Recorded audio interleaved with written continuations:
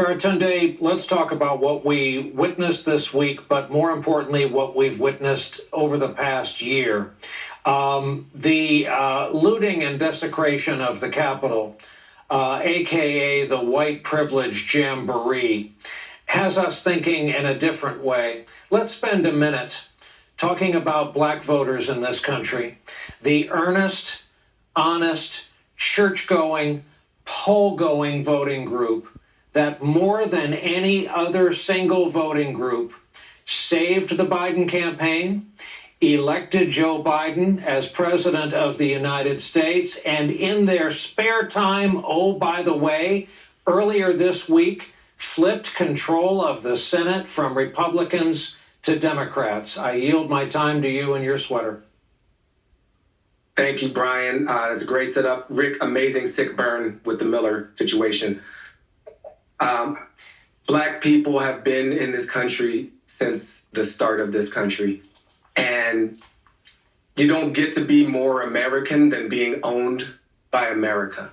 So we have some special rights of memory, of belonging to this place. And I am in awe of the people that I am privileged to be a part of and how we consistently show up for a place that consistently tries to remind us we're not welcome.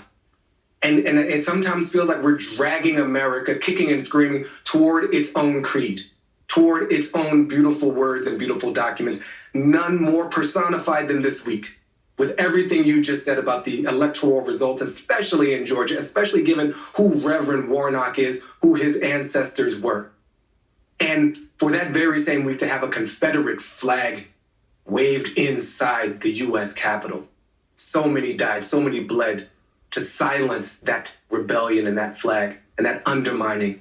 And we still live in the shadows of that civil war with disproportionate voting and access to political power granted to people who lost that war, with false participation trophies of Confederate memorials propped up for traitorous losers to that civil war. All this in 1 week because America is nothing if not a place of contradictions. Ugly, yes, and also beautiful. And so to my fellow Black Americans, you're beautiful. Thank you. We can still keep showing up, and we need the rest to show up too. And that includes the Republicans who remain. Stand for the country. Opt back in. Join us, as we've been fighting this a long time. Get on board. Beautifully put.